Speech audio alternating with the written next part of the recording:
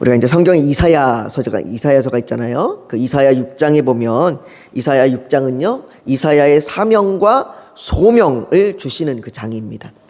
그래서 여기에 이 소명과 사명에 대하여서 아주 잘 알려진 구절이 하나 있는데요. 그 구절이 이사야 6장 8절입니다. 아마 여러분들이 한 번쯤은 들어봤던 말씀 구절일 거예요. 제가 한번 읽어드릴게요. 내가 또 주의 목소리를 들으니 주께서 이르시되 내가 누구를 보내며 누가 우리를 위하여 갈고 하시니 그때에 내가 이르되 내가 여기 있나이다 나를 보내소서. 이 말씀이에요. 아마 여러분들이 내가 여기 있나이다 나를 보내소서, 아마 요 문장은 아마 여러분들이 여러 번 들어봤을 겁니다. 이 이사야의 고백이 많은 그리스도인들에게 도전이 됩니다. 그래서 뭐 어디 집회에 가거나 뭐 그러면 이렇게 주님 나를 보내소서, 내가 여기 있나이다, 뭐 이렇게 많은 고백들을 합니다. 그런데 이 이사야의 사명을 가만히 들여다보면요, 그의 사명은 우리가 생각했던 것과는 전혀 반대되는 그러한 방향으로 하나님이 사명을 주십니다. 이사야 6장 9절부터 10절에 이 사명이 나와 있는데요, 한번 잘 들어보세요. 여호와께서 이르시되 가서 이 백성에게 이르기를 너희가 듣기는 들어도 깨닫지 못할 것이요 보기는 보아도 알지 못하리라 하여 이 백성의 마음을 둔하게 하며 그들의 귀가 막히고 그들의 눈이 감기게 하라. 염려하건대 그들이 눈으로 보고 듣고 마음으로 깨닫고 다시 돌아와 고침을 받을까 하노라 하시기로 내가 이르되 주여 어느 때까지이니까 하였더니 주께서 대답하시되 성읍들은 황폐하여 주민이 없으며 가옥들에는 사람이 없고 이 토지는 황폐하게 되며 여호와께서 사람들을 멀리 옮기셔서 이 땅 가운데에 황폐한 곳이 많을 때까지니라 라고 그렇게 말씀하십니다. 이 말씀을 보면요, 백성들이 깨달아 돌이켜서 하나님께 돌아오게 하는 것이 아니고 오히려 반대로 백성들의 귀를 막으시고 눈을 가리셔서 백성들은 멀리 옮겨지고 그 땅은 황폐하게 되고 그때까지 그렇게 하신다라고 말씀하십니다. 물론 이것이 이사야가 의도적으로, 하나님께서 이사야를 의도적으로 내보내서 이사야가 의도적으로 그들이 하나님의 말씀을 듣지 못하도록 귀를 막고 눈을 가리라 라고 하는 그런 의미는 아닙니다. 이렇게 그냥 본문만 읽으면 하나님이 귀를 막게 하시고 눈을 완전히 가리셔서 깨닫지도 못하고 듣지도 못하게 하시는 것처럼 보이는데 그렇게 이사야에게 그런 의도로 말씀하시는 것이 아니라 오히려 이사야가 말씀을 전해도 그들이 듣지 않을 것이며 이사야가 말씀을 전해도 그들이 보지 않을 거라고 그렇게 말씀하시는 거예요. 그러니까 이건 결과에 대해서 얘기하시는 겁니다. 마치 빛이 어둠에 비치되 어둠이 깨닫지 못하더라라고 얘기하는 그 요한복음의 말씀처럼 이들이 아무리 이사야가 말씀을 전해도 그 청중들이 그들이 듣고 깨닫지 않을 것이고 그들이 하나님을 보지 않을 것이다라고 그렇게 말하는 것이고, 언제까지 그렇게 해야 될 거냐? 그들이 포로로 끌려갈 때까지, 그들이 포로로 잡혀갈 때까지 그들이 여전히 그렇게 듣지 않고 깨닫지 않을 것이다라고 이야기하는 겁니다. 하나님께서는 이스라엘의 죄로 인해서 그들을 심판하실 것입니다. 그 심판이 이를 때까지 이 이스라엘 백성들이 그렇게 하나님을 청종하여 깨닫지도 않고 보지도 않을 거라고 이야기합니다. 여러분들 참 이사야가 말씀을 전할 때 그 마음이 얼마나 힘들었을까라고 생각이 됩니다. 저도 이렇게 설교를 하지만 설교할 때 청중이 전혀 듣지도 않고 청중이 전혀 말씀에 기울이지도 않고 그냥 마치 허공에 대고 외치는 것처럼, 벽에 대고 외치는 것처럼 말하면 정말로 너무나, 저는 이렇게 짧게 전할 때도 그런 느낌이 들 때는 너무나 힘든데 이사야는 그것이 그들이 포로로 잡혀갈 때까지 계속된다라면 얼마나 힘들었겠습니까? 그런데 그렇게 하시는 이유는 하나님께서 이스라엘의 죄로 인해서 심판하실 것이고, 또 그러나 남은 자들이 있을 것이고 그 남은 자들을 회복시키시겠다라고 하는 그 하나님의 다스림과 하나님의 주권 가운데 그렇게 행하시는 겁니다. 아마 여러분들이 지금 설교를 들으면서 지금 우리가 열왕기서를 살펴보고 있는데 왜 갑자기 뜬금없이 이사야서를 이야기하고 있는지 아마 의아해 하실지도 모르겠습니다. 이렇게 설교를 시작하면서 이사야가 받은 이 소명과 사명으로 시작하는 이유는요, 이사야가 어떤 시대적인 상황 가운데서 이 소명과 사명을 받았는지 우리가 그거를 좀 알아야 하기 때문입니다. 이사야 6장 1절에 보면 이사야가 이 소명과 사명을 받을 때의 시점이 어떤 시점이냐면 6장 1절에 이렇게 시작합니다. 우시야 왕이 죽던 해에 라고 시작해요. 다시 말해서 이사야의 소명과 사명은 우시야 왕이라고 하는 이 우시야 왕이 죽는 그 시대적인 상황, 그 시대적인 상황 가운데서 이사야가 소명과 사명을 듣고 특별히 그 사명이 이스라엘 백성들의 죄로 인해서 포로로 끌려갈 것이다. 그들이 듣지 않을 것이다. 그들이 여전히 죄악 가운데 있을 것이다 라는 그런 사명을 받은 때라는 겁니다. 이 우시야 왕 때, 이 이사야가 소명과 사명을 받은 이 우시야 왕 이때가 오늘 우리가 살펴보는 본문에 나오는 아사랴 왕입니다. 이 아사랴 왕이라는 이름하고요 우시야 왕이라고 하는 이름은 같은 이름이에요. 같은 이름이지만 다르게 사용하고 있는 그런 이름입니다. 그래서 오늘 본문 1절에는 이스라엘 왕 여로보암 제27년에 유다 왕 아마샤의 아들 아사랴가 왕이 되니라고 말하고 있습니다. 이 아사랴가 바로 우시야 왕이에요. 그래서 역대기나 이사야에서는 우시야라고 표현이 됐고 여기에서는 오늘 우리가 본 것처럼 아사랴라고 표현하고 있는 겁니다. 그러니까 이사야가 등장하는 시기가 언제냐? 바로 오늘 우리가 본문에 살펴보는 이 시기인 겁니다. 이 시기에 왕이 죽음으로 말미암아 이사야가 사명을 받은 거예요. 그러니까 이 시대적인 상황이 매우 중요합니다. 우리는 오늘 이제 본문을 살펴보면서 우시야라고 하는 이름보다는 우리 아마 우시야가 익숙할 텐데 그 우시야라는 이름보다는 오늘 본문에 나와 있는 이 아사랴라고 하는 이름으로 지금 사용해서 말씀을 좀 전하려고 합니다. 이 아사랴 왕은요 아버지 아마샤가 반역을 해서 라기스에서 죽고 난 후에 왕이 되었습니다. 그 왕이 됐을 때가 나이가 몇 살이냐면 우리 오늘 본문 우리 한번 2절을 같이 한번 읽어볼까요? 오늘 같이 2절을 읽습니다. 시작. 그가 왕이 될 때에 나이가 16세라 예루살렘에서 52년간 다스리니라. 그의 어머니의 이름은 여골리아라 예루살렘 사람이더라. 그가 16세라고 하는 어린 나이에 왕이 됐습니다. 물론 더 어린 나이에 왕이 된 사람들 있겠지만 이 16세에 왕이 됐어요. 특별히 이 아사랴가 왕이 된 때가 언제냐면 아버지가 포로로 끌려가 있을 때예요. 그러니까 아버지가 북이스라엘의 포로로 끌려가 있고 자신이 왕이 된 그때 이제 정식 왕은 아니지만 왕이 없으니까 대신 다스리는 섭정의 때입니다. 그때 왕이 된 거고 그리고 아버지가 돌아와서는 얼마 안 있다가 반역이 일어나서 그 반역으로 아버지가 죽고 자기가 이제 정식으로 왕이 되는 그러한 때인 거예요. 그러니까 아사랴는 자기 아버지의 모습을 본 게 아버지에 대한 기억이 아버지가 열심히 나라를 잘 다스렸을 때가 아니라 포로로 끌려가 있고 반역에 의해서 죽고 이런 기억만을 가지고 있는 때 왕이 된 그 아들이에요. 하지만 이 왕은 아주 긴 시간 동안 통치합니다. 52년이에요. 52년이라고 하는 아주 긴 시간 통치하는데요. 우리가 지난주에 북이스라엘의 여로보암 2세가 41년을 통치했습니다. 오랜 기간 통치했다는 얘기는 정치적으로, 경제적으로, 군사력으로 안정을 이룬 시기라고 말씀을 드렸어요. 여로보암 2세 때가 북이스라엘의 번영기였잖아요. 마찬가지입니다. 아사랴 왕도 오랜 기간 통치했다는 얘기는 그만큼 아사랴 왕이 그러니까 군사력이 강했고 경제적으로 풍요했고 정치적으로 안정을 이룬 번영기였다라고 볼 수 있습니다.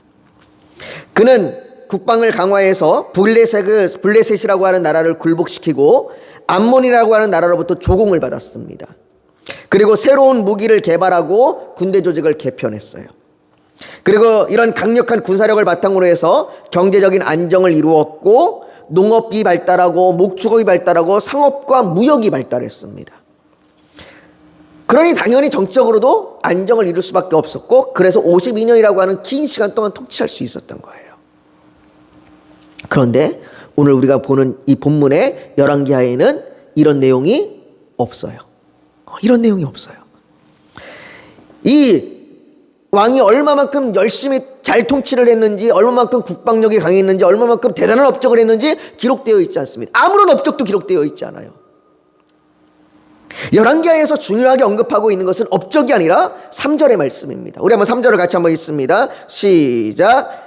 아사랴가 그의 아버지 아마샤의 모든 행위대로 여호와 보시기에 정직히 행하였으나.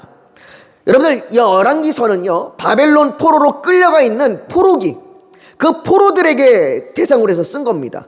그러니까 포로들이, 지금 내가 포로로 이 신분에 바벨론에 끌려와 있을 때에 과연 우리의 조상들이 어떤 일을 했고 왜 우리가 그 일 때문에 이 포로가 됐는지를 이야기하고 있는 거예요. 그들에게는 과거에 자신들의 왕들이 얼마나 대단한 업적을 했는가, 얼마나 대단한 업적들을 남겼는가는 중요하지 않습니다.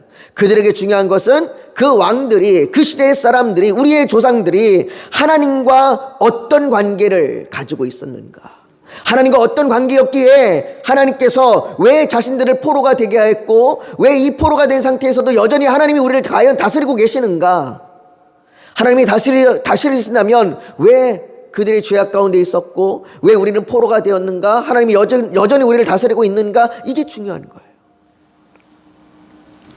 여러분, 사람들은요, 어렵고 힘들면 과거에 좋았던 시절을 떠올립니다. 과거에 좋았던 시절을 떠올리면서 과거에 나는 이랬는데, 그래서 뭐 흔히 라떼라고 얘기하잖아요. 라떼는 이랬는데 뭐 얘기 떠올립니다. 그러나 그럴수록 오히려 더 비참해집니다.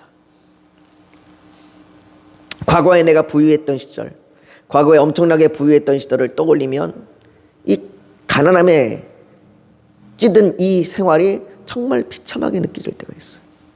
제가 젊은 날에 해외에 잠깐 나가서 오랜 기간 머무른 때가 있었는데요. 그때 이제 그 나라로 이민을 오시는 분들이 이렇게 많으셨어요. 그 이민을 오시는 분들 중에는 이 한국 땅에서 큰 사업을 하시는 분들, 큰 사업을 하시다가 그 사업이 안 돼서 이제 이민을 가신 분들, 뭐 이런 분들이 지금 계셨습니다. 그 중에 제가 이제 들었던 이야기는 한 여성분인데 그 여성분이 화장실 청소를 하세요. 언어가 되면 좀 다른 일을 하겠지만 언어가 안 되면 대부분 다 뭐 하냐면 이렇게 화장실 청소 뭐 이런 거예요. 화장실 청소를 하세요. 근데 그분이 한국에 있을 때 어떤 분이냐? 이 큰 기업의 큰 회사의 사모님이었어요. 사장 사모님. 그러니까 사장 사모님으로 이 화장실 청소를 언제 한번 해봤겠어요. 그 큰 기업의 사모님으로 있다가 다 망해갖고 그 외국에 가서 외국에서 말도 안 통하는, 언어도 안 통하는 그곳에서 화장실을 청소하고 있는 거예요. 그분이 그 화장실을 청소하면서 과거에 자기가 잘 나갔던 사모님 시절을 생각하면 비참한 거죠. 비참한 거죠. 그 시간은 이미 지나간 시간이에요. 어쩌면 다시 못 올 시간일지도 모릅니다. 우리가 부유했을 때만 그럴까요? 아니요, 우리가 건강했던 시절도 마찬가지고요. 또 사람들로부터 칭찬받고 사람들로부터 존경받은 시간도 마찬가지예요. 그런데 믿는 사람들도 마찬가지인 것 같아요. 믿는다고 말하는 사람들도 과거에 자신의 신앙이 뜨거웠던 시절, 그 뜨거웠던 때가 있었다고 말합니다. 과거에 열심히 했던 때가 있었다고 말합니다. 과거에 하나님의 도우심이 있었던 때가 있었다고 말합니다. 여러분, 이 말이 얼마나 비참한 말인지 아십니까? 과거에 그 하나님이 어디 가셨습니까? 하나님이 사라지셨습니까? 하나님이 지금은 다스리지 않으십니까? 아니, 하나님은 여전히 변함이 없으세요. 과거에 나에게 뜨거운 신앙을 주셨고 과거에 나를 도우셨고 과거에 나에게 힘이 되셨던 그 하나님은 지금도 여전히 살아계신 하나님이시고 여전히 동일하게 다스리시는 분이세요. 우리가 한 번도 하나님의 다스림 가운데서 벗어나 본 적이 없습니다. 그런데 마치 지금 내가 힘들고 어려울 때에는 하나님이 다스리지 않으시는 것처럼 그렇게 여깁니다. 하나님께서 과거에 이스라엘 백성들에게 그 찬란한 시절, 이스라엘의 그 왕들의 그 업적의 그 찬란한 시절에는 그들을 다스리고 지금 포로로 끌려온 자들은 다스리지 않으십니까? 아닙니다. 여전히 하나님께서 다스리셔요. 그들이 포로가 되었어도 여전히 하나님은 그들을 다스리고 계십니다. 그렇기에 과거에 어떤 업적을 이뤘는가 보다 하나님과 어떤 관계였느냐가 중요해요. 이 아사랴는 하나님 보시기에 정직히 행했습니다. 이걸 조금 더 구체적으로 말하면 역대하 26장 5절에는 이렇게 말합니다. 하나님의 묵시를 밝히 아는 스가랴가 사는 날에 하나님을 찾았고 그가 여호와를 찾을 동안에는 하나님이 형통하게 하셨더라. 이게 여호와 앞에 정직히 행했다는 말이에요. 그는 스가랴 선지자를 통하여 하나님의 뜻과 말씀을 들었고 그 뜻과 말씀을 따라 하나님을 찾았습니다. 하나님을 찾았다는 얘기는 먼저 그의 나라와 그의 의를 구했다는 얘기예요. 하나님이 어디 계십니까? 이렇게 찾았다는 얘기가 아니라 내가 하나님의 뜻과 하나님의 나라와 하나님의 의를 구하며 살아갔다라는 거예요.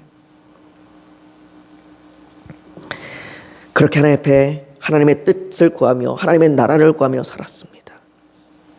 그러나 그러면서도 4절에 보면 오직 산당은 제거하지 아니하였으므로 백성이 여전히 그 산당에서 제사를 드리며 분향하였고라고 여전히 그 시대적 상황이 죄악 가운데 있음을 말해줍니다.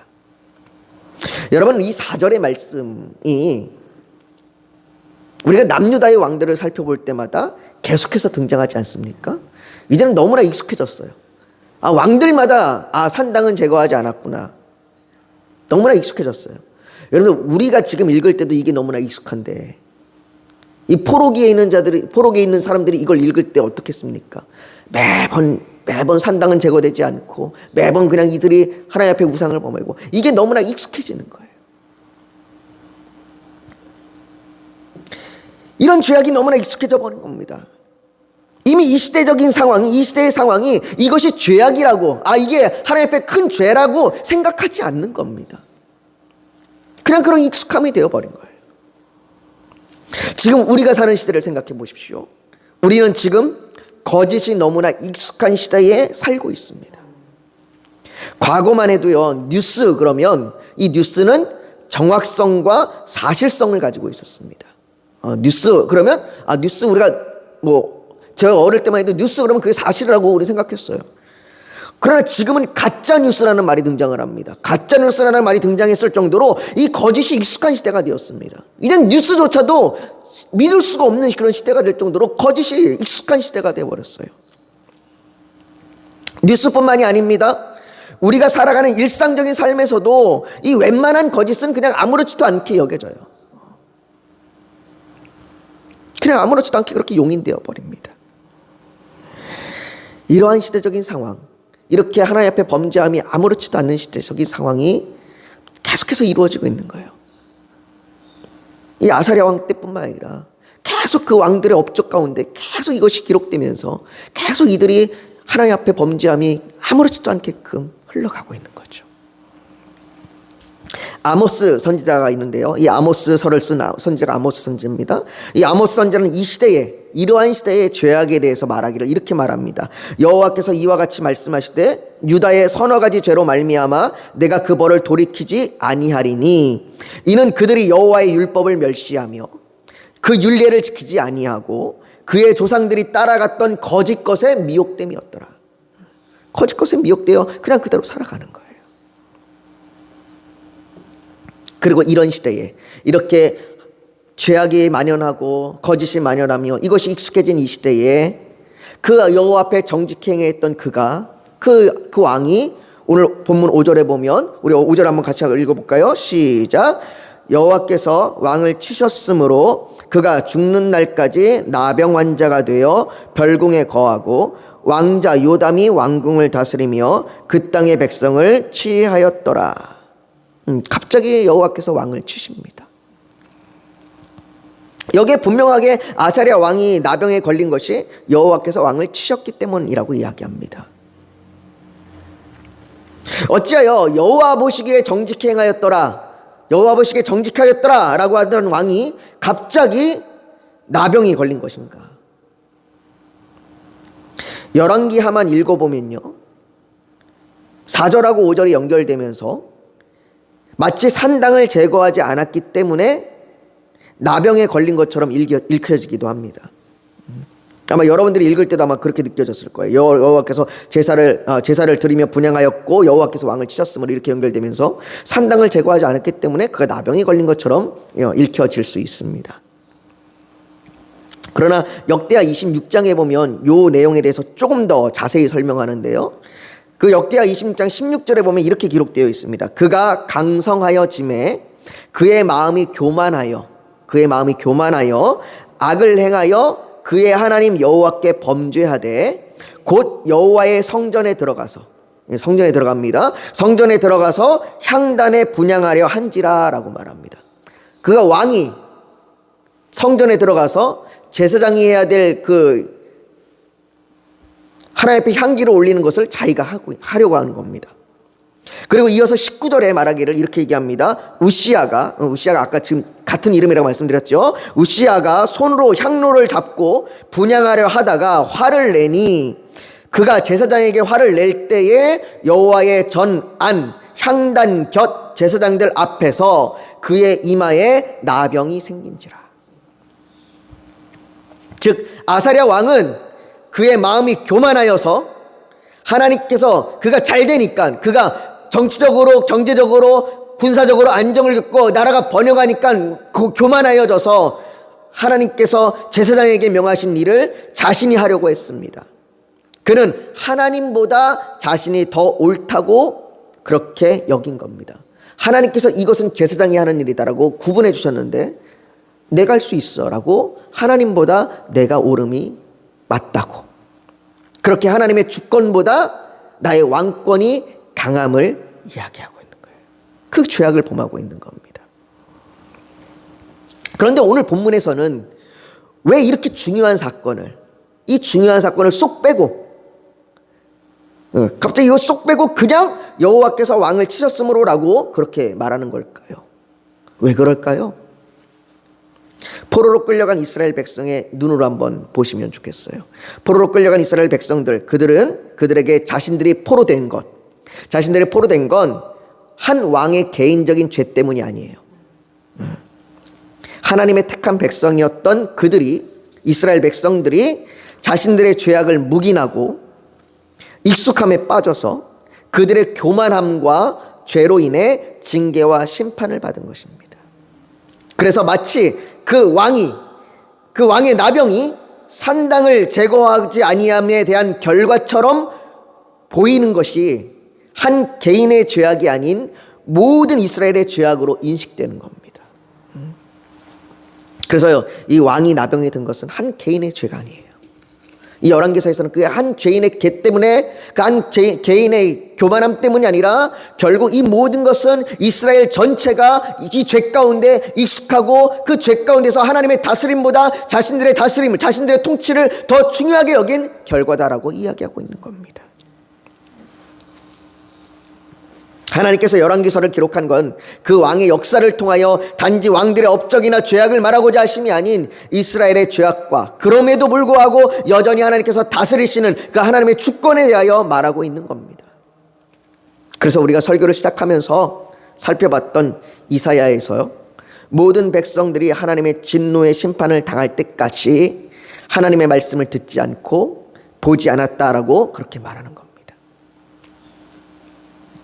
그러나 하나님께서는 아사랴가 하나님의 치심으로 나병이 들고 그로 말미암아 죽을 때에 누구를 부르십니까? 이사야를 부르신 거예요. 이사야를 부르셔서 소명과 사명을 주십니다. 듣지 않는 청중에게 계속해서 하나님의 말씀을 전하게 하십니다. 뭐 때문에 그럽니까? 왜 이사야가 듣지도 않는 청중에게 계속해서 말씀을 전할 수 있었을까요? 그 이유가 이사야가 소명을 받을 때 그가 본 환상 가운데 나타나는데요, 그가 환상을 볼 때 이렇게 봅니다. 우시야 왕이 죽던 해에 내가 본즉 주께서 높이 들린 보좌에 앉으셨는데 그의 옷자락은 성전에 가득하였고 스랍들이 모시고 섰는데 각기 6 날개가 있어 그 둘로는 자기의 얼굴을 가리었고 그 둘로는 자기의 발을 가리었고 그 둘로는 날며 서로 불러 이르되 거룩하다 거룩하다 거룩하다 만군의 여호와여 그의 영광이 온 땅에 충만하도다라고 그렇게 고백합니다. 이 환상에서 보여주듯이 여전히 하나님께서 그분의 거룩하심과 영광으로 다스리고 계시는 거예요. 이사야는 그걸 봐요.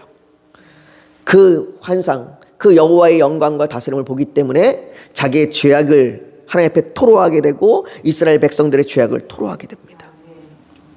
그리고 그 이스라엘 죄악 중에 계속해서 그들이 듣지 않아도 말씀을 전할 수 있는 거예요.